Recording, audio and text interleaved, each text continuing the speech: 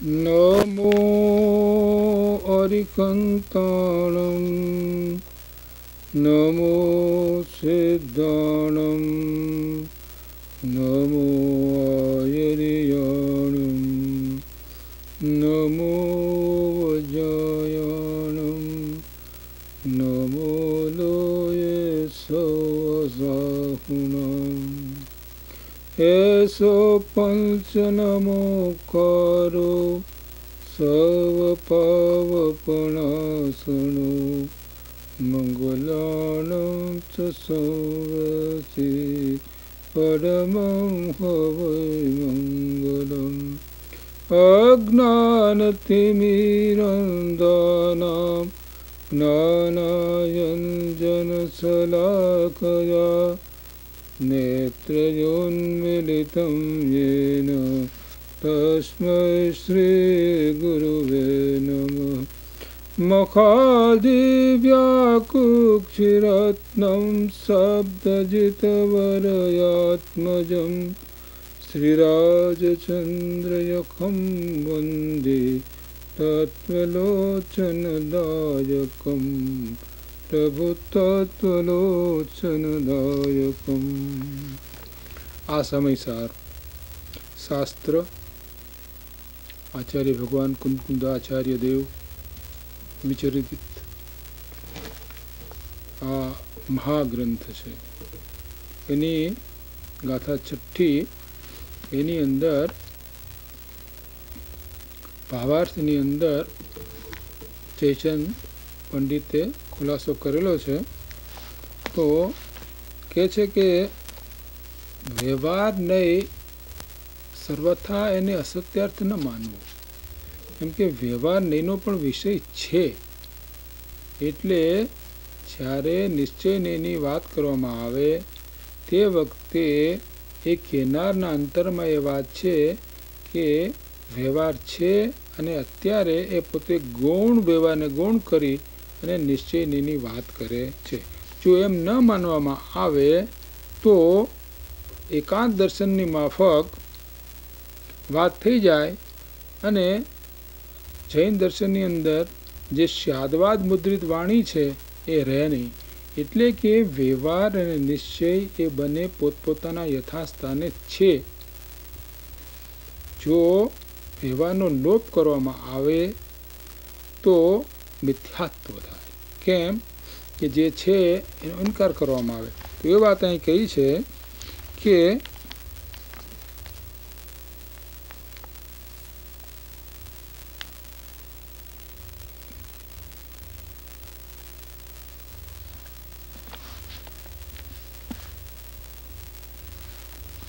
अशुद्ध नहींने अहीं हे कह्यो छे, कारण के अशुद्ध नहींनो विषय संसार छे अने संसारमां आत्मा क्लेश भोगवे छे। ज्यारे पोते परद्रव्यथी भिन्न थाय त्यारे संसार मटे अने त्यारे क्लेश मटे। ए रीते दुख मटाडवाने शुद्ध नहींनो उपदेश प्रधान छे। केम के शुद्ध नहींना आश्रय सम्यक दर्शन प्रगट थाय छे अने एने आश्रये ज वितराग भाव पूर्णपण प्रगट एने आश्रय थाय छे। एटले अशुद्ध नहींने असत्यार्थ कहेवाथी एम न समजवुं के आकाशना फूलनी जेम ते वस्तु धर्म सर्वथा नथी। केम के जो व्यवहार न होय तो पछी बंध मोक्षनी व्यवस्था थई शकशे नहीं। एटले ज्यारे निश्चय प्रधान कथन करवामां आवे त्यारे व्यवहारने गौण करीने कथन कर्युं छे एम समजवानुं। एम सर्वथा एकांत समझवाथी मिथ्यात्व आवे छे। माटे स्यादवादनुं शरण लई शुद्ध नेवनुं अवलंबन करवुं जोईए। समझवुं छे ए तो निश्चय ने व्यवहार ने बेने यथार्थ जेम छे तेम समझवा पड़े अने समजीने पछी पोताना अंतरनी अंदर शुद्धता प्रगट करवी छे, मोक्षमार्ग प्रगट करवानो छे। तो ए मोक्षमार्ग मात्र शुद्ध नहीं ना एटले के त्रिकाल ध्रुव एकरूप जे चैतन्य नायक भाव परिणामिक भाव एना अवलंबने ज शुद्धि प्रगटे छे। माटे शुद्धता माटे प्रगट करवाने माटे निश्चय नहींनुं अवलंबन लेवुं। જોઈએ. સ્વરૂપની પ્રાપ્તિ થયા પછી શુદ્ધ નયનું પણ અવલંબન નથી રહેતું. કેમ કે શુદ્ધ નયનું અવલંબન એટલે કે શુદ્ધ સ્વરૂપનું અવલંબન જ્યાં સુધી અધૂરી દશા હોય ત્યાં સુધી. પણ જ્યારે પૂર્ણ વિતરાગ દશા થાય ત્યારે પછી વિતરાગ દશામાં તો પછી કોઈ નય રહેતા નથી, કેમ કે પૂર્ણ સ્વરૂપ શુદ્ધ થઈ ગયું છે, કોઈ રાગાદિભાવ આદિ કોઈ વસ્તુ રહેતી નથી. તો પૂર્ણ વિતરાગ ભાવ થાય ત્યારે તો કોઈ નય વિશેષથી અવલંબન રહેવાનું રહેતું નથી. પણ જ્યાં સુધી સાધક અવસ્થા છે, એટલે કે સાધક અવસ્થા ખરેખર તો ચોથે ગુણસ્થાનકથી માંડીને 12મા ગુણસ્થાનક સુધી સાધક અવસ્થા છે સાચી. પણ જે મુમુક્ષુ છે એ પણ સાધક જ છે. તો એને પરોક્ષ રીતે નિશ્ચય નયનું અવલંબન લઈને એનો અભ્યાસ કરતાં કરતાં કરતાં એને શુદ્ધિના અંશો પ્રગટ થાય, અને એ શુદ્ધિના અંશો પ્રગટ થતાં થતાં થતાં મિથ્યાત્વ ગળતું જાય, અને પૂર્ણ મિથ્યાત્વ ગળે સમ્યક દર્શન પ્રગટે. તો જે સાધક છે એને પણ હું તો એક પરમ શુદ્ધ ચૈતન્ય માત્ર જ્યોતિ છું, બાકી જે કંઈ બીજું છે એ પર છે, એ જાતનો વારંવાર વારંવાર વારંવાર અભ્યાસ કરી જેટલો વૈરાગ ભાવ વધે એ વૈરાગ ભાવ વધારતા વધારતા અને આ અભ્યાસ એટલે કે ભેદ જ્ઞાનનો અભ્યાસ કરતાં કરતાં મિથ્યાત્વ ગળતું જાય છે અને સમ્યક દર્શન પ્રગટ થાય છે. અને સમ્યક દર્શન પ્રગટ થયા પછી પણ શુદ્ધ નયના વિષયભૂત શુદ્ધ આત્મતત્વ જે હવે તો એના અનુભવમાં આવ્યો છે, તો એ અનુભવના વિષયરૂપ જે આત્મતત્વ એનું જ ધ્રુવ તત્વનું જ અવલંબન લઈ અને પૂર્ણતા પ્રગટ થાય છે. જે વસ્તુ સ્વરૂપ છે તે પ્રમાણ દ્રષ્ટિ છે, એનું ફળ વિતરાગતા છે. આ પ્રમાણે નિશ્ચય કરવો જોઈએ. હવે પ્રશ્ન થાય છે, અહીંયા 7મી ગાથાની શરૂઆત કરતા જ પ્રશ્ન કરે છે કે હવે પ્રશ્ન થાય છે કે દર્શન જ્ઞાન ચારિત્ર એ આત્માના ધર્મ કહેવામાં આવ્યા છે, તો એ તો 3 ભેદ થયા. એ ભેદરૂપ ભાવોથી આત્માને અશુદ્ધપણું આવે છે. આ પ્રશ્નના ઉત્તરરૂપ ગાથા કહે છે. શું કહે છે કે ચારિત્ર દર્શન જ્ઞાન પણ વ્યવહાર કથને જ્ઞાનીને ચારિત નહીં દર્શન નહીં નહીં જ્ઞાન જ્ઞાયક શુદ્ધ છે. જ્ઞાનીને એટલે કે સમ્યક દ્રષ્ટિને ચારિત્ર દર્શન જ્ઞાન એ 3 ભાવ વ્યવહારથી કહેવામાં આવ્યા છે. નિશ્ચયથી તો જ્ઞાની પોતાના અભેદ સ્વરૂપનો જ અનુભવ કરી રહ્યા છે. એટલે ચારિત્ર દર્શન અને જ્ઞાન એ તો જ્યારે કોઈને સમજાવવાની વાત આવે, કોઈ શિષ્ય હોય, એ શિષ્યને જ્યારે આત્માની અનુભૂતિની વાતો સમજાવવામાં આવે, અગર તો આત્માનું સ્વરૂપ સમજાવવામાં આવે, ત્યારે કહેવામાં આવે કે ભાઈ આત્મા કયો? કેમ કે તો કે ભાઈ આત્મા એટલે આત્મા અભેદ એકરૂપ. તો એથી કંઈ સમજે નહીં, પણ એને ગુણ એક એક બતાવીને કેવું ભાઈ આત્મા એને કહેવાય કે જે જ્ઞાન કરે, આત્મા એને કહેવાય કે જે શ્રદ્ધા કરે, આત્મા એને કહેવાય કે જે એક પોતાના સ્વરૂપમાં ઠરે એવો ચારિત્ર ગુણ હોય, એવા અનંત ગુણ છે. એ અનંત ગુણ રૂપ આત્મા એ ગુણનો પિંડ છે. આ સમજાવવાની વાત છે. પણ અનુભવની અંદર આવા ભેદો હોતા નથી. કેમ કે આવા ભેદ કરે કે આત્મા તો જ્ઞાન પણ છે, આત્મા તો દર્શન પણ છે, આત્મા તો ચારિત્ર પણ છે, એ તો બધા વિકલ્પ થયા. તો તે વિકલ્પની અંદર કોઈ દિવસ અનુભવ થાય નહીં, કેમ કે અનુભવ પોતે નિર્વિકલ્પ છે. તો જ્ઞાન દર્શન અને ચારિત્ર એનું બધું કથન છે, એ વ્યવહારનું કથન છે. અને વિકલ્પ હોવાથી એના અવલંબનથી માત્ર અશુદ્ધતા પ્રગટે, શુદ્ધિ પ્રગટે નહીં. કેમ કે ભેદરૂપ કથન છે એ વિકલ્પરૂપ કથન છે, અને વિકલ્પરૂપ કથનો એનાથી કંઈ આત્માનો અનુભવ થાય નહીં. પણ આ તો સમજાવવા માટે ભેદ કરવામાં આવે છે. કોઈને કહ્યું કે આવ્યું હોય આપણે ઘરે કે એને કચોરી ખવડાવી, તો કે આ કચોરી કેવી રીતે બનાવી, તો આપણે એને સમજાવવી પડે કે ભાઈ એની અંદર તો દાળ નાખી છે ને એની અંદર તો વટાણા નાખ્યા છે, આ પ્રમાણે એને શેકવું છે, આ પ્રમાણે એની પૂરી બનાવી એની અંદર આ પ્રમાણે વાળવું ને પછી એને આ પ્રમાણે તરવું, એ બધી વિધિ બતાવવામાં આવે. પણ જે આ પૂછે છે એને તો કચોરી, એનું ધ્યેય તો કચોરી જ છે, એનું લક્ષ્ય તો કચોરી જ છે. પણ આ બધી વાત સમજાવ્યા વિના એને કચોરીની કોઈ દી પ્રાપ્તિ થાય નહીં. તેમ આત્માનું જ્યારે વર્ણન કરવામાં આવે કોઈ શિષ્ય આગળ, કોઈ મુમુક્ષુ આગળ, તે વખતે એનો ભેદ પાડીને કથન કરવામાં આવે. પણ આત્મા કંઈ ભેદરૂપ નથી. કચોરી કચોરી છે. કચોરી એ કંઈ એ વખતે સર્વથા દાળ રૂપ કે સર્વથા રૂપ એ રૂપ થઈ નથી. તો એ વાત અહીં કઈ છે કે ચારિત્ર દર્શન જ્ઞાન છે બધો વ્યવહાર નહીંનો વિષય છે. ભેદ છે ત્યાં વ્યવહાર છે. અભેદ વસ્તુમાં ભેદ પાડવો એનું નામ વ્યવહાર. વ્યવહારની એક વ્યાખ્યા એવી છે કે અભેદમાં ભેદ પાડવું, સમજાવવા. ભેદ તો સમજાવવા માટે, પણ આમ તો ભેદ તો બીજું શું પાડવાનો છે? તો કોઈને સમજાવવા માટે જ્યારે ભેદ પાડવામાં આવે તે વ્યવહારનો એનો વિષય થાય. ત્યારે અનુભવ છે એ નિશ્ચયનો એનો વિષય છે. અનુભવની અંદર અભેદ એકરૂપ ચેતન આત્મા જ અનુભવમાં આવે છે. તો આ ગાથાની અંદર એ વાત કરી. અહીં એવો અભિપ્રાય છે કે ભેદ દ્રષ્ટિમાં નિરુકલ્પ દશા નથી થતી અને સરાગીને વિકલ્પ રહ્યા કરે છે. માટે જ્યાં સુધી રાગાદિક મટે નહીં ત્યાં સુધી ભેદને ગૌણ કરી અભેદરૂપ નિરુકલ્પ અનુભવ કરવામાં આવ્યો છે. વિતરાગ થયા પછી તો ભેદાભેદ વસ્તુનો જ્ઞાતા થઈ જાય છે. ત્યાં લયનું કોઈ અવલંબન નથી. એટલે કે આ જે કાંઈ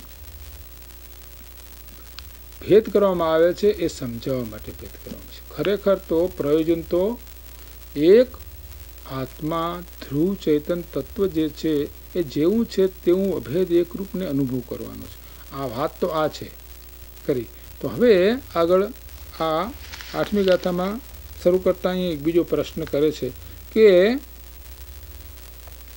કે જો એમ છે તો એક પરમાર્થનો જ ઉપદેશ કરવો જોઈએ, વ્યવહારનો શા માટે કહો છો? તમારે એક પરમાર્થ જ બતાવવો છે કે ભાઈ આત્મા તો એક જ્ઞાયક ભાવરૂપ અભેદ એકરૂપ ચૈતન તત્વ છે, એ તારું સત્વ છે, એનો તું અનુભવ કર તો તું સુખી થઈશ. અને બાકીમાં ક્યાંયમાં પણ તું પોતાપણું કરીશ તો તું દુઃખી થઈશ. તો અભેદ એકરૂપ આત્મા જે છે એનો અનુભવ કરાવવો છે.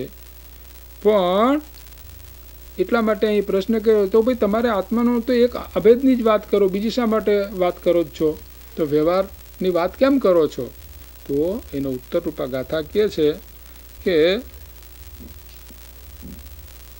ભાષા અનાર્ય વિના સમજાવી શકાય ન, અનાર્યને વ્યવહારમણી પરમાર્થનો ઉપદેશ એમ અશક્ય છે. એટલે એનો ઉત્તર આપે છે કે ભાઈ કામ પ્રયોજન તો અભેદ એકરૂપ ચૈતન તત્વને સમજાવવાનું છે. આશય તો એ છે. પણ કોઈને એમ કહી કે ભાઈ તું એક અભેદ આત્માનો અનુભવ કરે તો કાંઈ શું સમજે? કાંઈ નહીં સમજે. તો એને કોઈ એક માણસ હોય અને નવો હોય, એને કોઈ દિવસ કોઈ એવી વસ્તુ હોય કે એને ન બનાવતા આવડતી ન હોય, એને આપણે કહીએ કે ભાઈ તું આ વસ્તુ બનાવીને લાવજે. તો દેશમાંથી આપણે ભારતમાંથી અહીં માણસ આવ્યો અને એને એ કહે જાય પીઝા બનાવી લાય, તો એ શું સમજે? કાંઈ સમજે નહીં. તો એને પીઝા બનાવી લાવવાનું કીધું હોય તો પીઝા કેમ બને એને પહેલાં સમજાવવું જોઈએ કે આમાં લોટ હોય, આમ આ પ્રમાણે શેકવું, આ પ્રમાણે આટલું મીઠું આ નાખવું તે નાખવું, સાથે આ એ બધું સમજાવીને પછી એને આપણે કહીએ તો એ પીઝા શું એ અર્થ સમજી શકે. કે અહીંયા જે અજ્ઞાની જન છે એને સમજાવવાને માટે ભેદથી કથન કરવામાં આવ્યું છે. ભેદ અભેદને સમજાવવા માટે કહેવામાં આવે છે. ભેદને સમજાવવા માટે કહેવાનું. ભેદથી જે સમજાવવામાં આવે છે એ અભેદ તરફ લઈ જવા માટે સમજાવવા માટે. ભેદથી સમજાવવાનું અભેદને સમજાવો છે, પણ એ અભેદ ભેદ દ્વારા સમજાવી શકાય. અભેદ ભેદ દ્વારા જ સમજાવી શકાય, બીજી કોઈ રીત છે જ નહીં. તો અહીં દાખલો આપે છે કે જો કોઈ અનાર્યજન છે એટલે વાત કરે છે ને એ જ. જેમ અનાર્ય એટલે કે મલેચ્છ જનને અનાર્ય ભાષા વિના કંઈ પણ વસ્તુનું સ્વરૂપ ગ્રહણ કરાવવા કોઈ સમર્થ નથી, તેમ વ્યવહાર વિના પરમાર્થનો ઉપદેશ કરવો કોઈ સમર્થ નથી. કે મલે જ ભાષા સમજતો જે જાણતો હોય બીજી ભાષા જે ભાષા એ ભાષામાં એને સમજાવવું પડે. બીજી ગમે એ ભાષા કહો તો એને કંઈ સમજણ પડે નહીં. તો ભેદ પાડીને સમજાવવું પડે. તો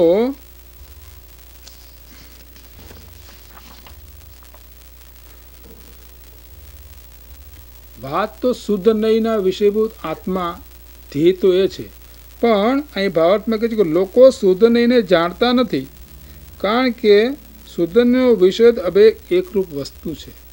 એને કંઈ શિષ્ય જે સમજવા માટે મુમુક્ષુ આવ્યો છે એને કંઈ આત્માનો અનુભવ નથી.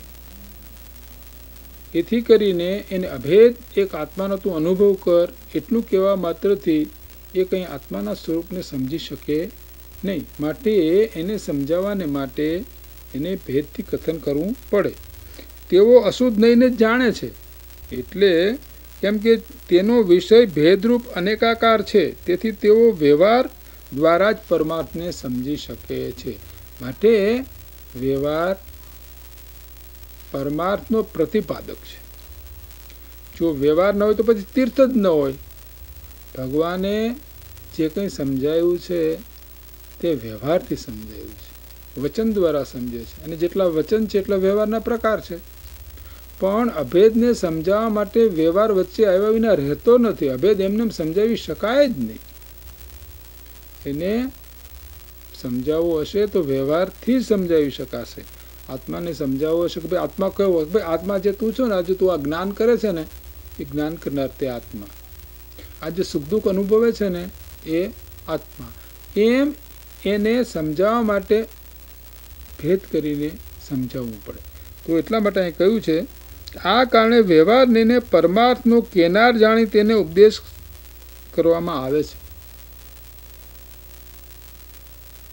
સમજાવવું છે પરમાર્થને, પણ વ્યવહાર વિના પરમાર્થ સમજાવી શકાય તેમ છે જ નહીં.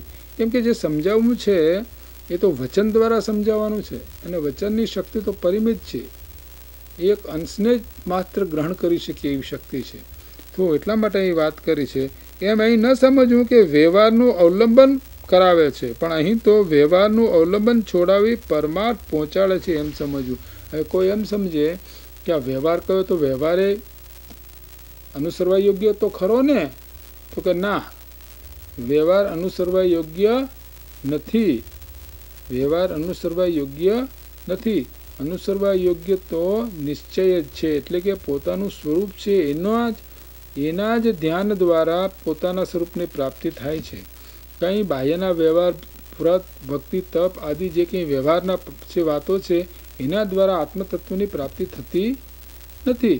માટે અહીં જે વ્યવહાર છે એ પરમાત્મા પ્રતિપાદક છે એટલું જ, પણ એનું અવલંબન એટલે કે એનો આશ્રય લેવા માટે નથી કહ્યું. આશ્રય તો પોતાના નિશ્ચયનો જે વિષય એવો જે પોતાનો શુદ્ધ બુદ્ધ ચૈતન્ય તત્વ, અભેદ એકરૂપ નિકલ્પ તત્વ, જે દ્રવ્યાર્થિક નયનો વિષય, જેને નાયક ભાવ કો, परम प्रणामिक भाव क्यों, कारण परमात्मा क्यों, ध्रुव तत्व कहो, अंत तत्व कहो, ये गमे को, पण ये अभेद एक रूप चैतन्य जे तत्व छे एना आश्रये शुद्धि प्रगटे छे. माटे आश्रय व्यवहारनो करवानो नथी, केम के व्यवहारनो आश्रयनी अंदर तो विकल्प उठशे, ने ज्यां विकल्प छे त्यां राग छे, विकल्प छे त्यां अंश छे. तो अंश हाथमां आवता पूर्ण तत्व हाथमां नहीं आवे. माटे व्यवहार परमार्थने समजाववा माटे छे, व्यवहार अनुसरवा माटे नथी. तो एटला माटे शास्त्रमां व्यवहारनुं प्रतिपादन करवामां आव्युं छे. व्यवहार सर्वथा नथी एम छे नहीं. व्यवहार छे, परमात्मा प्रतिपादक छे, पण अनुसरवा योग्य नथी. आ बात बराबर ख्यालमां रहेवी जोईए. आमां जो भूल थाय तो बधी विधिमां भूल थाय, एटले के मार्ग ए समजी शके नहीं ने मार्गमां प्रवेश करी शके नहीं. तो व्यवहार परमात्मा प्रतिपादक छे. એટલા માટે વ્યવહારનો સર્વથા નિષેધ કરવા યોગ્ય નથી, પણ એનું અવલંબન લેવા યોગ્ય નથી. અવલંબન તો સિદ્ધોના વિષયભૂત આત્માનું જ લેવા યોગ્ય છે, અને વ્યવહારને ગૌણ કરવાનો છે, એની સામું જોવાનું નથી. તો જ પર્યાયની અંદર શુદ્ધિ પ્રગટે, અને તો જ પોતાને આત્માનો અનુભવ સમ્યક દર્શન થઈ શકે. તો એ વાત અહીં 8મી ગાથામાં કહી. અને હવે 9 અને 10 એ 2 ગાથા. હવે અહીં પ્રશ્ન ઉત્પન્ન થાય છે કે વ્યવહાર નહીં પરમાર્થનો પ્રતિપાદક કેવી રીતે છે? વ્યવહારની પરમાર્થનો પ્રતિપાદક કેવી રીતે છે તેના ઉત્તરરૂપ ગાથા સૂત્ર કહે છે. હવે આ સમજાવે છે કે શુદ્ધથી ખરે જે શુદ્ધ કેવળ જાણતો આ આત્મને લોક પ્રદીપ કરા ઋષિ સુત કેવડી તેને કહે. શુદ્ધ જ્ઞાન સૌ જાણે જેનો સુત કેવડી તેને કહે. સૌ જ્ઞાન આત્મા હોય ને શુદ્ધ કેવડી તેથી ઠરે. હવે એનો ગાથાનો આ અર્થ આપણે મૂળ અર્ધમાગધીમાં ગાથા છે, અને પછી સંસ્કૃતમાં એની છાયા આપી છે. આપણે એવી વાંચતા નથી, પણ ગુજરાતીમાં એનું જે હરિગીત છે એ આપણે અત્યારે વાંચીએ છીએ. તો એનો અર્થ શું? એ ગાથા 9 અને 10મી ગાથાનો હવે અન્વયાર્થ કહે છે કે જે જીવ નિશ્ચયથી શુદ્ધ જ્ઞાન વડે આ અનુભવ ગોચર કેવળ શુદ્ધ આત્માને સન્મુખ થઈને જાણે છે, તેને લોકને પ્રગટ જાણનારા ઋષિશ્વરો શુદ્ધ કેવડી કહે છે. હવે શુદ્ધ કેવડી કોને કહે છે એની વ્યાખ્યા આપી કે શુદ્ધ દ્વારા પોતાના આત્માને જાણે, એટલે કે ટૂંકમાં જેટલા સમ્યક દ્રષ્ટિ છે એ એક અપેક્ષા શુદ્ધ કેવડી છે. કેમ કે સમગ્ર જે દ્રવ્ય શુદ્ધ છે, એટલે સમગ્ર જે શાસ્ત્રો છે, આગમ શાસ્ત્રો છે, એ બધાનું પરમાર્થ શું? એ શા માટે છે કે ભાઈ એ બધા આગમ શાસ્ત્રો એટલા માટે જાણવા છે કે જાણીને પોતે જગતથી પાછો પડીને પોતાના જ્ઞાન દ્વારા, પોતાની પ્રજ્ઞા દ્વારા પોતાના સ્વરૂપનો અનુભવ કરે. બસ આ એનું ધ્યેય છે. તો એ ધ્યેય પ્રાપ્ત થયું શુદ્ધ દ્વારા, એટલે કે શુદ્ધ કેવડી એટલે શુદ્ધ જ્ઞાન અંતર્મુખ થઈ, અને કેવડી એટલે શુદ્ધ આત્મતત્વને જાણ્યું, માટે એને શુદ્ધ કેવડી કહ્યું. એક. બીજું, અને જે જીવ સર્વ શુદ્ધ જ્ઞાનને જાણે છે તેને જીન દેવો શુદ્ધ કેવડી કહે છે, કારણ કે જ્ઞાન બધું આત્મા જ છે, તેથી તે જીવ પણ શુદ્ધ કેવડી છે. આ વ્યવહારથી વાત કરી. એટલે કે શુદ્ધ કેવડી કોને કે જે બધા આગમને જાણે. વ્યવહારથી બધા એને આગમને જાણે એ પણ શુદ્ધ કેવડી છે. વ્યવહારથી બધા આગમોને જે જાણે, આગમના જે પારગામી હોય એને પણ શુદ્ધ કેવડી કહેવામાં આવે છે. પણ આવા આગમના જે પારગામી હોય, આગમના પારગામી હોય અને એ નિશ્ચયથી પોતાના સ્વરૂપનો પણ અનુભવ કરેલો હોય, તો વ્યવહારથી સમગ્ર શુદ્ધને જાણે એને શુદ્ધ કેવડી કહેવામાં આવે છે. હવે એ વાત અહીં ભાવાત્મક વાત કરી છે કે જે શાસ્ત્ર જ્ઞાનથી અભેદરૂપ જ્ઞાયક સ્વભાવ શુદ્ધ આત્માને જાણે છે તે શુદ્ધ કેવડી છે. એ તો પરમાર્થ નિશ્ચય, એટલે કે શાસ્ત્રથી આમાં શું કહ્યું કે કોઈ પણ આત્માનો અનુભવ જેને કરવો છે એ પહેલાં આત્માના સ્વરૂપને શાસ્ત્ર દ્વારા જેમ છે એમ જાણી અને પછી પોતે અનુભવ કરે. એમને એમ સીધો અનુભવ થતો નથી, એનો અભ્યાસ એને કરવો પડે. જેમ 5મી ગાથામાં કહ્યું ને કે ભાઈ અમે અમારો વૈભવ કેમ પ્રગટ કર્યો છે, તો એમાં વાત સ્પષ્ટ કરી દીધી કે શ્રી ભગવાન તીર્થંકર દેવાધિદેવ એમને જે પરમ ગુરુ છે એમના આગમથી, પેલી વાત ત્યાં કરી, એટલે કે આગમનો અભ્યાસ કર્યો. કોની પાસે અભ્યાસ કર્યો? કે પોતાના સદગુરુ પાસે. કેવા સદગુરુ? કે જે પોતાના આત્મામાં નિમગ્ન છે એવા સદગુરુ પાસે આ પરમાગમનો અભ્યાસ કરી અને પછી પછી પોતે પોતાના અંતરંગ પુરુષાર્થ દ્વારા અનુભવ કર્યો, એટલે કે પછી પોતે વસ્તુ સ્વરૂપને જાણી અને ભેદ જ્ઞાન દ્વારા પોતે અનુભવ કર્યો. તો એટલા માટે અહીંયા પહેલાં એટલા માટે કીધું કે જે તત્વજ્ઞાનથી સત્શાસ્ત્ર જ્ઞાનથી અભેદરૂપ નાયક માત્ર શુદ્ધ આત્માને જાણે છે તે શુદ્ધ કેવડી છે, એ તો પરમાર્થ નિશ્ચય કરશે. વળી જો સર્વશાસ્ત્ર જ્ઞાનને જાણે છે તેને પણ જ્ઞાનને જાણવાથી આત્માને જ જાણ્યો, કારણ કે જ્ઞાન છે તે આત્મા છે. તેથી જ્ઞાનીનો ભેદ કિનારો જે વ્યવહાર છે તેને પર પરમાર્થ કયો. એટલે કે ટૂંકમાં જે દ્રવ્યશ્રુત છે એ દ્રવ્યશ્રુત જે છે અને દરશ્રુતના જે પારગામી છે એને પણ શ્રુત કેવડી કહેવામાં આવે છે. એટલે આગમના જાણનારને પણ શ્રુત કેવડી કયો છે. પણ આગમમાં શું બીજું વર્ણન હોય? આત્માનું જોઈને તો આગમ પણ આત્માને જ જણાવે છે, માટે એ પણ શ્રુત કેવડી છે. આમ કંઈ વળી પરમાર્થનો વિષય તો કથનચિત વચન ગોચર પણ નથી, તેથી વ્યવહાર નય જ આત્માને પ્રગટપણે કહે છે એમ જાણવું. હવે અહીંયા આ બહુ સરસ વાત કરી છે કે પરમાર્થનો વિષય છે એ કથનચિત વચન ગોચર પણ નથી. એટલે કે આત્મા એનું જે વર્ણન છે એ સંપૂર્ણ રીતે વચનમાં આવી શકે એમ જ નથી. કથનચિત અલ્પ આમાં થોડું આવી શકે, અને જે કંઈ આવી શકે એ શાસ્ત્રમાં કહેવામાં આવ્યું છે, પણ એવું કેટલું છે કે જે વચનમાં આવી શકે નહીં, માત્ર અનુભવનો જ વિષય છે. જે સ્વરૂપ છે એ સ્વરૂપને શબ્દમાં સર્વથા કહી શકાય એમ નથી. એટલે જ કહ્યું ને કૃપાળુ કે જે પદ સર્વજ્ઞ દીઠું જ્ઞાનમાં કહી શકાય નહીં તે શ્રી ભગવાન જો, અન્ય વાણી તે શું કહે, અનુભવ ગોચર માત્ર રહ્યું જ્ઞાન જો.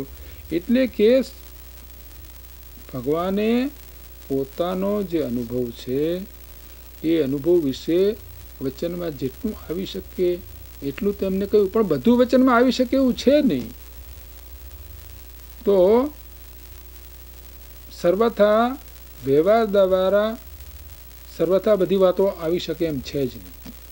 એક અનુભવ જ એક એવો છે કે સર્વથા અનુભવની અંદર બધી વાતો આત્મા જેવો છે એવો આવી શકે. તો એ વાત અહીં કહી. તેથી વ્યવહાર નય જ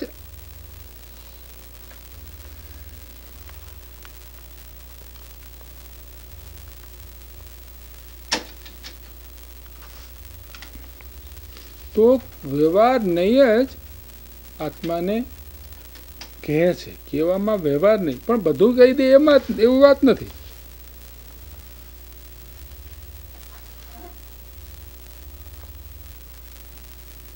તો જેટલા અંશે વ્યવહાર આવ્યો એટલા અંશે આ તો કેવી છે વાત કે મહાપુરુષે એક આનંદગંજ એક દાખલો આપેલો છે કે ભાઈ બીજનો ચંદ્ર હોય એને બતાવવો હોય તો કોઈ માણસ કે જુઓ ભાઈ આ મારી આંગળી ઉપર છે આ ચંદ્ર, આ જો આ મારી આંગળી ઊંચી છે ને એ આંગળીની ઉપર જુઓ તમે, હવે ક્યાં આંગળી ને ક્યાં ચંદ્ર. તો શાસ્ત્રમાં એ પ્રમાણે અંગુલી નિર્દેશ છે. જેટલું બને એટલું કથન કર્યું છે, પણ કથન કરવામાં બધું આવી શકે નહીં, અને એનું રહસ્ય કે એનો પરમાર્થ પોતે જાણવો જોઈએ. તો એ પરમાર્થ જાણવામાં સહાયક છે. પણ વ્યવહાર વિના તીર્થની પ્રવૃત્તિ જ ન થાય. વ્યવહાર નહીં હોય તો પછી તીર્થની પ્રવૃત્તિ થશે જ નહીં. જો વ્યવહાર છોડી દઈશું તો તીર્થનો નાશ થઈ જશે, અને નિશ્ચયની છોડી દઈશું તો આત્માનો નાશ થઈ જશે. માટે વ્યવહાર પણ પ્રયોજનભૂત છે. કેટલો સમજવા પૂરતો, અનુસરવા પૂરતો નથી, એનું અવલંબન લેવા જેવું નથી. આ વાત બરાબર યથાર્થ સમજી લેવી જરૂરી છે. જો વ્યવહાર નથી તો સમજાવાશે કેવી રીતે? જે કંઈ ચાર અનુયોગ છે, જે કંઈ વચનમાં વાત આવે છે એ બધો વ્યવહાર છે. એક વસ્તુનો ભેદ કરીને સમજાવવામાં આવે છે એ પણ વ્યવહાર છે. વસ્તુ તો અભેદ છે, વસ્તુ તો અભેદ છે. જેમ કે સાકર, હવે સાકર તો સાકર છે, પણ એને સમજાવી હોય તો કેવું ભાઈ સાકર છે એ રંગે સફેદ છે, એની અંદર મીઠાશ છે, એ ખરબચડી છે. હા, એ વાત આપણે ભેદ પાડીને, હવે સાકર સમજાવી હોય તો આ પ્રમાણે ભેદ પાડીને જ આપણે સમજાવી શકીએ, બીજો રસ્તો નથી. એમ આત્માને આત્મા તો અભેદ એકરૂપ ચૈતન્ય પિંડ છે, એમાં કંઈ ભેદ કે એવું કશું છે નહીં. બધાય ગુણો એક સમયે છે. હવે એક સમયે એક ગુણ, બીજે સમયે બીજો ગુણ, એવું કાંઈ છે જ નહીં. એક જ સમયે અનંતા ગુણ છે, એક જ સમયે. પણ જ્યારે અનંત ગુણનું જ્યારે વર્ણન કરવામાં આવે તો ક્રમપૂર્વક આવે. એક ગુણનું વર્ણન થાય, પછી બીજાનું, પછી ત્રીજાનું, ચોથાનું. પણ એ બધા એક સમયે અભેદ એકરૂપ ચૈતન્યમાં પડેલા છે. તો એ સમજાવવાને માટે વ્યવહારનું અવલંબન લેવું પડે. અને વ્યવહારને તીર્થની સ્થાપના નહીં થાય. પણ વ્યવહારને અનુસરશો. કેમ કે વ્યવહાર તો અંશનો ને ભેદનો ને ક્યાંમાં કંઈ વાતો ભેળવીને વાત કરે. વ્યવહારની તો વાત એવી છે કે કંઈને કંઈ ભેળવીને વાત કરે. કાકો ન હોય તો વ્યવહાર તો કે પાડોશી હોય એને કાકો કીએ. વ્યવહાર પાડોશમાં રહેતો હોય, મોટો હોય ઉંમરનો, તો એને કાકો કીએ. હવે એનો કાકો છે નહીં, તો વ્યવહાર તો જૂઠનું પણ કથન કરે. તો સાચું પરમાર્થરૂપ જે કથન છે એ માત્ર નિશ્ચયમાં જ આવે, પણ વ્યવહારના અવલંબન વિના આ પરમાર્થ સમજાવી શકાય નહીં. એ વાત અહીંયા કરી છે કે પરમાર્થનો વિષય તો કથનચિત વચન ગોચર પણ નથી. તેથી વ્યવહાર નય જ આત્માને પ્રગટપણે કહે છે એમ જાણવું વ્યવહાર દ્વારા જ આ કથનમાં આવી શકે. કથનમાં બધું આવી જાય એવું છે નહીં, પણ જેટલું કંઈ કથનમાં આવે છે બધો વ્યવહાર છે. વ્યવહાર સાપેક્ષ, જો સાપેક્ષ વ્યવહાર હોય એ સાચો વ્યવહાર છે. નિરપેક્ષ હોય એ સાચો વ્યવહાર નથી.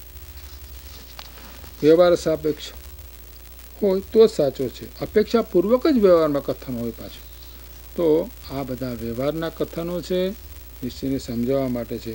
હવે વળી એવો પ્રશ્ન ઉઠે છે કે પેલા એમ કહ્યું હતું કે વ્યવહારને અંગીકાર ન કરવો.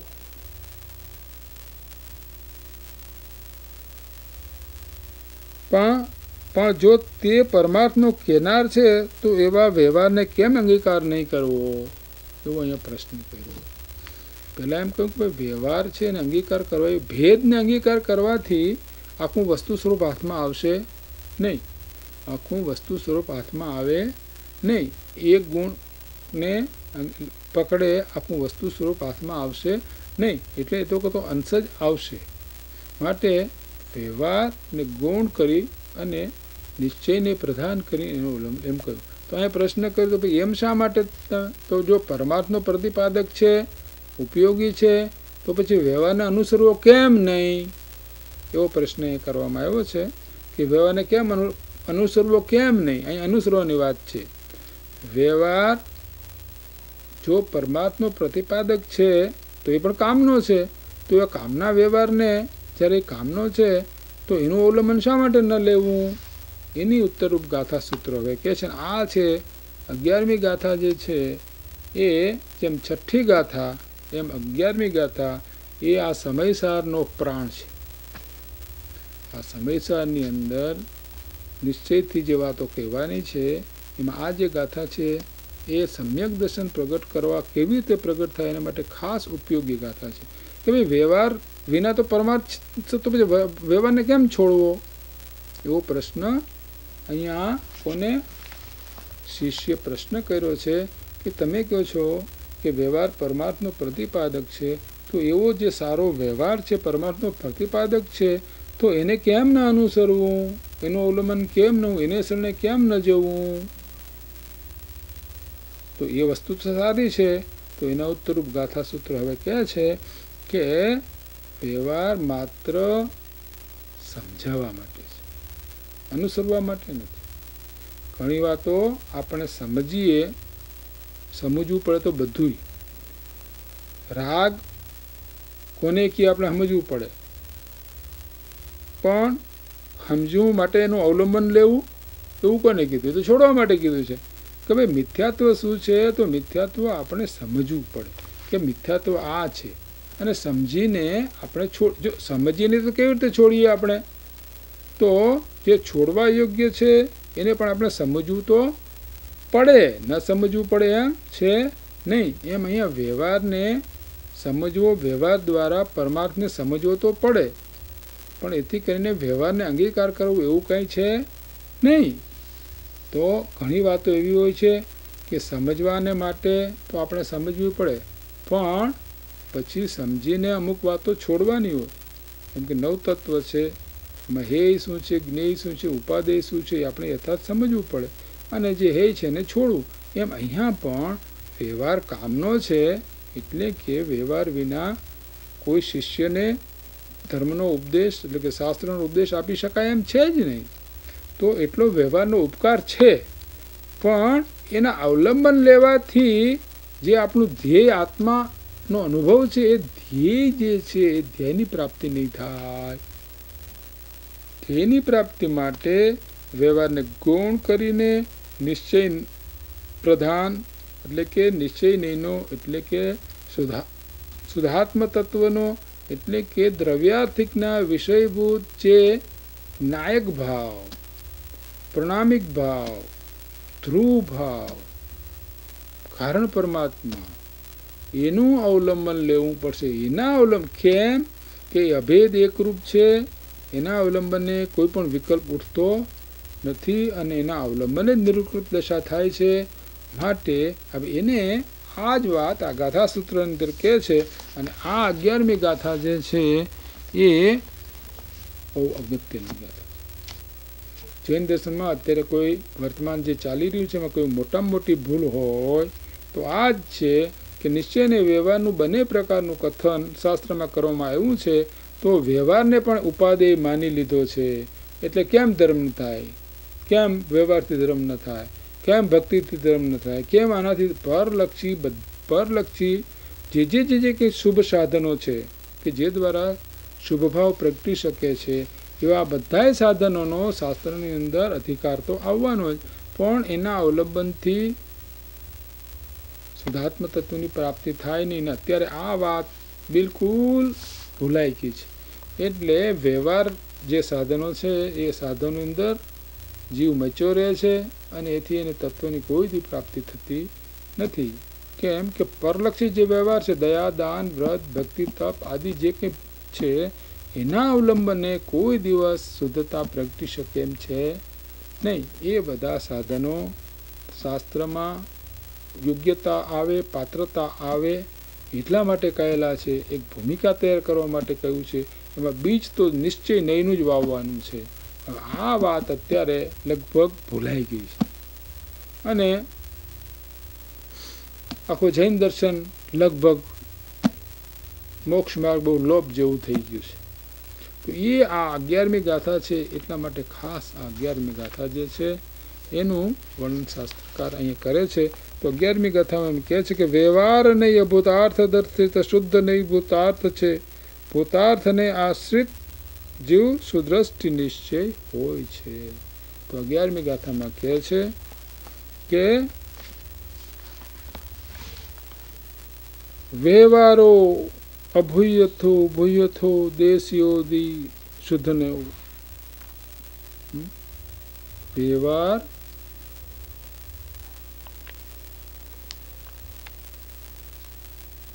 નહીં અભૂતાર્થ છે.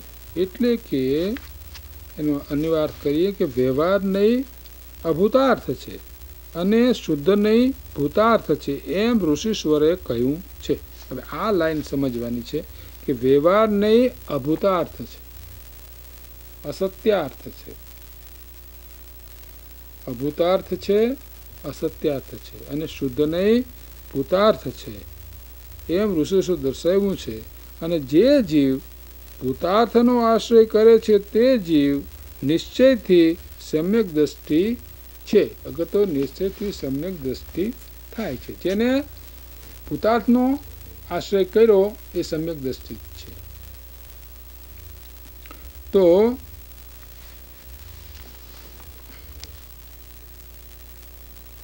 આ ગાથા જે છે એનો સાર આટલો જ ટૂંકમાં સમજી લેવાનો કે વ્યવહાર એ ભેદરૂપ કથન છે. વ્યવહાર જેમ દાખલા તરીકે આપણે વિચાર કરીએ કે વ્યવહારથી એમ કહેવાય કે જીવ છે તો એ ઘર નગર આદિ બધું કરી શકે એમ પણ વ્યવહારથી કહેવામાં આવે. વ્યવહારથી એમ પણ કહેવામાં કે જીવ છે રાગદ્વેષનું કરતા છે, પણ જ્યારે નિશ્ચયની વાત કરવામાં આવે ત્યારે જીવ ઘર આદિનો કરતા છે જ નહીં. કોઈ પરદ્રવ્યનો કરતા આત્મા થઈ શકતો જ નથી. પણ વ્યવહારથી એટલે વ્યવહારના એવા વચનો શાસ્ત્રમાં ઘણા આવે. ભગવાનની પૂજા કરો, ભગવાન આ પ્રમાણે આ વિધિથી કરવી, આ વિધિથી કરવી. હવે એ તો બધી દેહની ક્રિયાઓ છે. એ દેહની ક્રિયાઓથી કાંઈ ધર્મ થાય નહીં. આમ કરો બધું કરવાની ઘણી વાતો શાસ્ત્રમાં કહેવામાં આવી હોય, પણ એ બધી વાતો શાસ્ત્રની અંદર પોતાની ભૂમિકા તૈયાર કરવા માટે કહેવામાં આવેલી છે. અને પછી તો શાસ્ત્રની અંદર પણ સમજતી વખતે પોતે જે કંઈ વ્યવહાર કરે છે એ વખતે એનું લક્ષ્ય તો પોતાના નિશ્ચય સ્વરૂપ તરફ જ હોવું જોઈએ, તો જ એનો વ્યવહાર સાચો, પરમાર્થ વ્યવહાર સાચો. કૃપાળુ આત્મસિદ્ધિમાં કહ્યું છે એ વાત બહુ કરી છે. પ્રેરે તે પરમાર્થને તે વ્યવહાર સંમત. જે પરમાર્થને પ્રેરક હોય એ વ્યવહાર જ અમને સંમત છે, બીજો કોઈ વ્યવહાર સંમત નથી. એટલે વ્યવહારના અનેક પ્રકારના કથન છે. વ્યવહારની અંદર તો ના પ્રકાર છે, સદભૂત વ્યવહાર ને અસદભૂત વ્યવહાર ને ઉપચરિત ને અનુપચરિત 4 પ્રકારના જે વ્યવહારો છે. તો અનેક પ્રકારના વ્યવહારના વર્ણનો આવે છે. એ બધા આરોપિત વર્ણનો છે. તો એવા ભેદરૂપ કથન, એક વસ્તુમાં ભેદ કરવો એ પણ વ્યવહાર છે. પર્યાર્થિક જ્ઞાનના વિષયો એ બધોય વ્યવહાર છે, એ બધો પણ વ્યવહાર છે. અને જેને આત્મા સાથે માત્ર સંયોગ સંબંધ જેવું છે એને પણ આત્મા દ્રવ્ય કર્મને કરે એ પણ વ્યવહારનો વિષય છે. અને આત્મા ઘરનગર આદિને કરે એ પણ વ્યવહારનો વિષય છે. એટલે વ્યવહાર જે છે એ શાસ્ત્રની અંદર અનેક રીતે બતાવવામાં આવ્યો છે. એટલે એ સાચો નથી, અભૂતાર્થ અસત્યાર્થ સાચો નથી.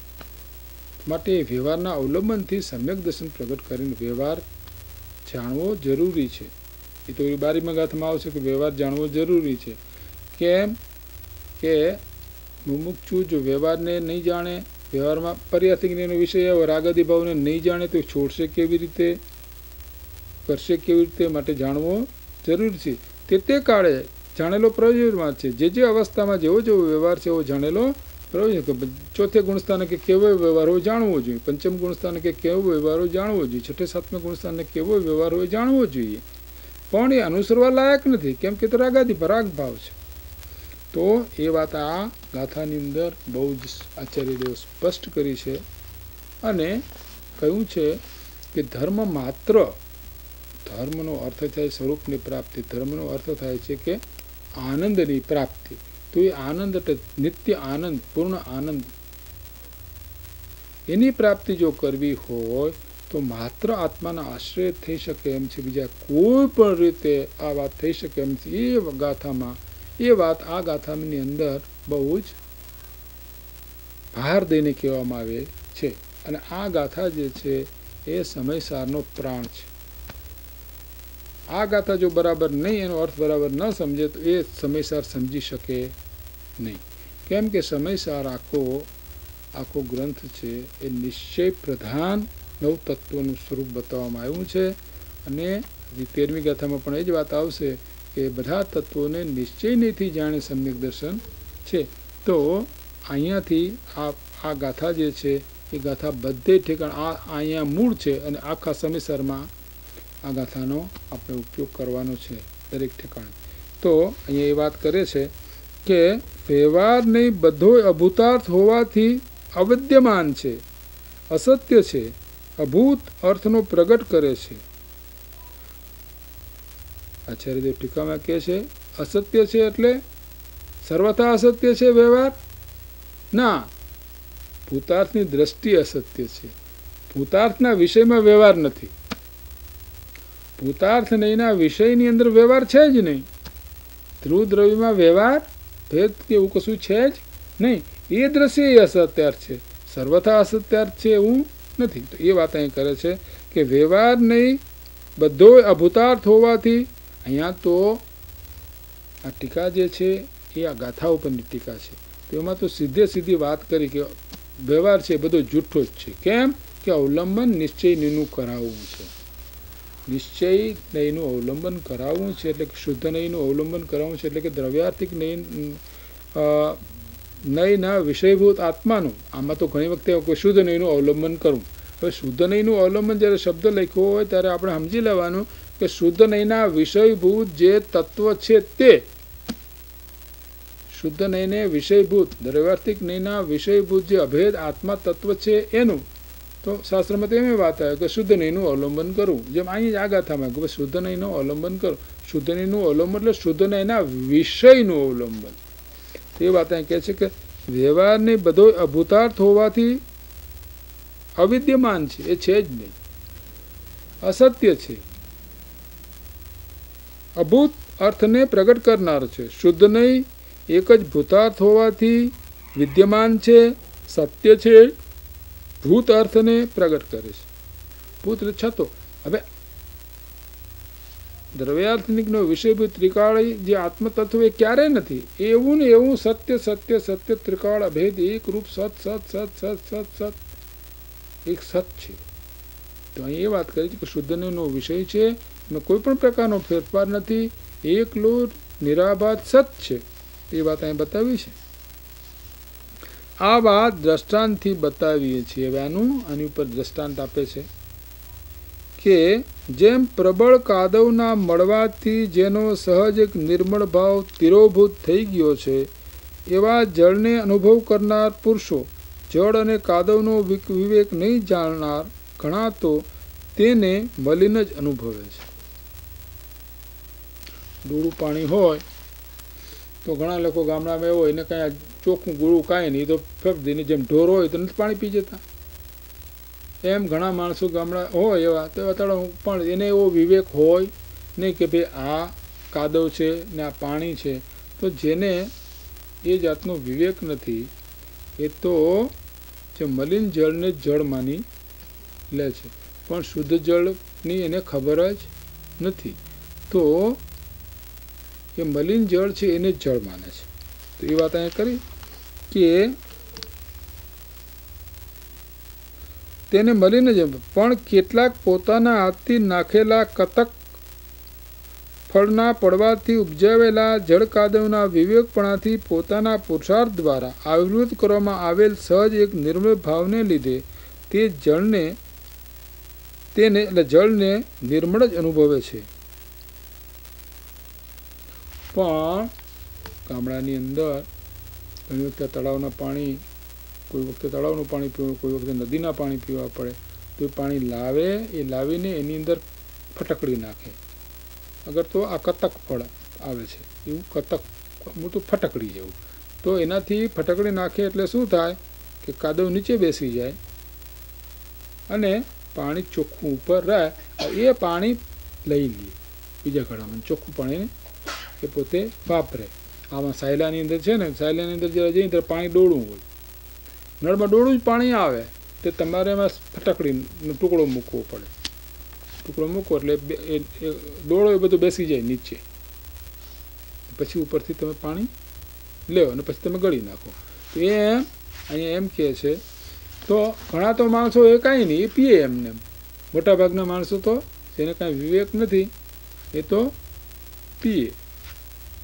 પણ જે વિવેકી છે એટલે કે જેને સાચા ખોરા ડોળું શું શુદ્ધ શું એવું જે જાણે છે એવા જીવો એની અંદર આ કતક ફળ નાખે, એટલે કે ફટકડી નાખે. એ ફટકડી નાખો એટલે તરત 5 કલાક 20 મિનિટ થાય કે તરત કાદવ બેસી જાય નીચે, પાણી ચોખ્ખું થઈ જાય. અને પછી એ આવા વિવેકી માણસો એ સારા જળનો જ ઉપયોગ કરે, પાદવ એ જુદો કરી નાખે. એમ એ જ વાત અહીં આ દ્રષ્ટાંત આપ્યું.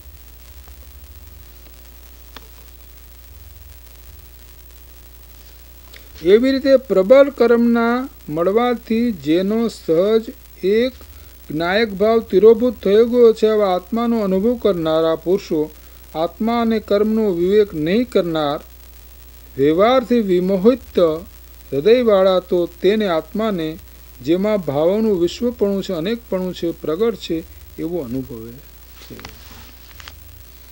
એટલે અનાદિકાળથી કર્મના સંયોગે આ જીવને જે રાગ દ્વેષ આદિ ભાવ થાય છે એ ભાવ એટલા બધા તીવ્ર અને મલિન છે કે એ મલિનતાથી મૂળ તત્વ આખું આત્મા છે આછાથી ઢંકાઈ ગયો છે.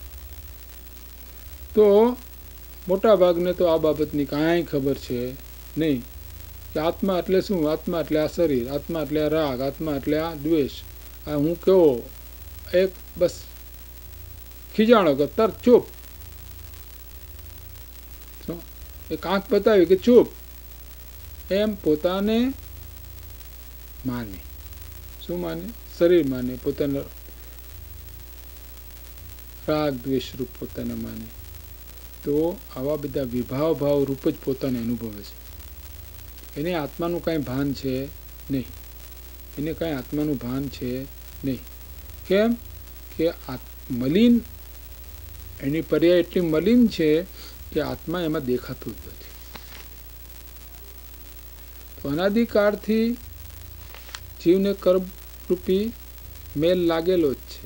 કર્મના સંયોગે એને રાગ દ્વેષ આદિ ભાવ જ થાય છે. અને એ ભાવો થવાથી જેમ ડોળું પાણી હોય, એ ડોળું પાણીમાં ડોળને હિસાબે સ્વચ્છ પાણી દેખાય જ નહીં, ડોળું જ દેખાય, સ્વચ્છ દેખાય જ નહીં. સ્વચ્છ તો છે, તે વખતે સ્વચ્છતા તો છે. જો મેલને કાઢી નાખવામાં આવે તો પાણી કંઈ મેલ કંઈ પાણીરૂપ થયું નથી, પાણી કાંઈ મેલરૂપ થયું નથી. પરંતુ જેને એ બાબતનું જ્ઞાન જ ન હોય એ તો એ ડોળું પાણી જ પીએ. એમ આ જે જીવોને કર્મથી અનંતકાળથી જે જીવ બંધાયેલો છે એ પોતાને રાગદ્વેષ રૂપ જ અનુભવે છે. રાગદ્વેષ રૂપ જ પોતાને અનુભવ છે. પોતે આત્મા છે અને પોતે ધ્રુવ આનંદ મૂર્તિ અભેદ એક રૂપ ચૈતન્ય પરમાત્મા છે એ ભાવ જ છે ને. એ તો પોતાને ઘડીકમાં રાગરૂપ, ઘડીકમાં હશે ને ઘડીકમાં રૂવે ને ઘડીકમાં ઘડીક થાય તો એને આકુરતા આવી જાય, ઘડીકમાં એકદમ રાજી થાય ને ઘડીકમાં એકદમ કરાજી થાય, ઘડીકમાં ક્રોધી ને ઘડીકમાં માની ને ઘડીકમાં માયાવી ને ઘડીકમાં લોભી. એ પ્રમાણે એના પ્રકારો ફરતા જાય. ચાર નવ કસાય અને કસાય રૂપ જ પોતાને અનુભવી લઈએ.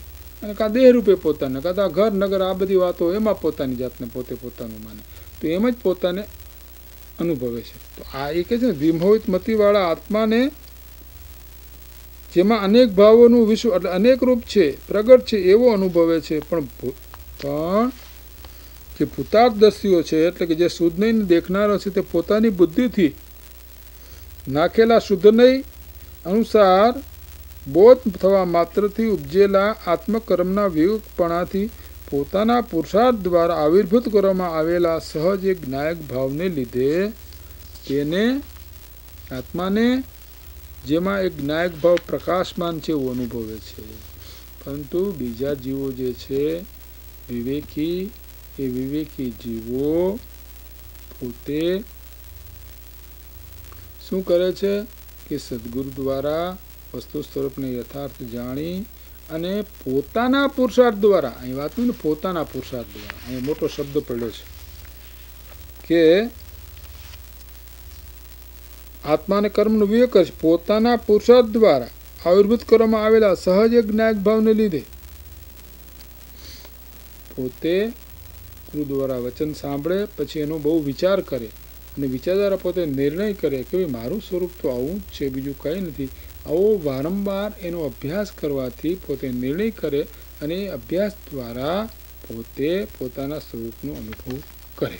તો એ વાત અહીં લીધી કે પોતાની બુદ્ધિથી નાખેલા, પોતાની બુદ્ધિ એટલે કેવી રીતે આ બેને જુદા કેવી રીતે પાડવા? તો કે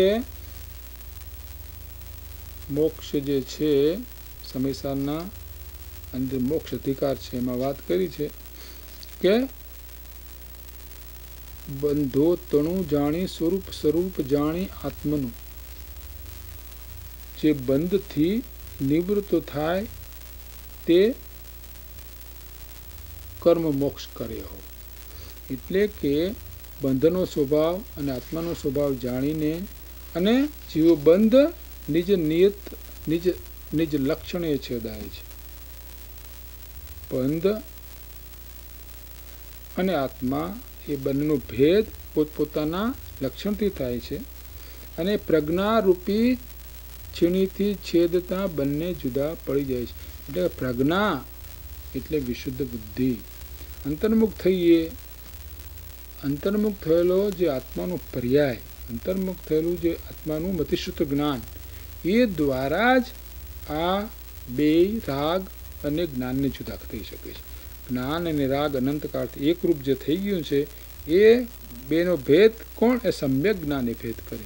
જે જ્ઞાન અંતર્મુખ થાય તો પ્રજ્ઞારૂપી છે. એ વાત અહીંયા કરી કે શુદ્ધ નહીં અનુસાર. શુદ્ધ નહીં એટલે નહીં તો જ્ઞાન છે ને, નહીં શું છે? જ્ઞાનનો એક અંશ. તો એ શુદ્ધ જ્ઞાનનો અંશ છે નહીં. તો જે શુદ્ધ જ્ઞાન અંતર્મુખ થાય અને વસ્તુને પકડે એને શુદ્ધ નહીં કહેવામાં આવે છે. વસ્તુને એટલે કે પોતાના આત્માને જે અનુભવે એને શુદ્ધ નહીં કહેવા. ખરો શુદ્ધ નહીં તો એ છે. તો શુદ્ધ નહીંના એક સમજવા માટેનો છે.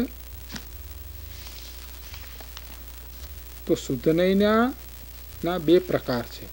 એક સમજવા માટે છે, એક સમજવા માટે છે એટલે કે રાગ મિશ્રિત શુદ્ધ નહીં છે, અને ખરેખર શુદ્ધ નહીં કે જેમાં જે દ્વારા અનુભવ થાય છે એની વાત હવે પછી આપણે વિસ્તારથી પછી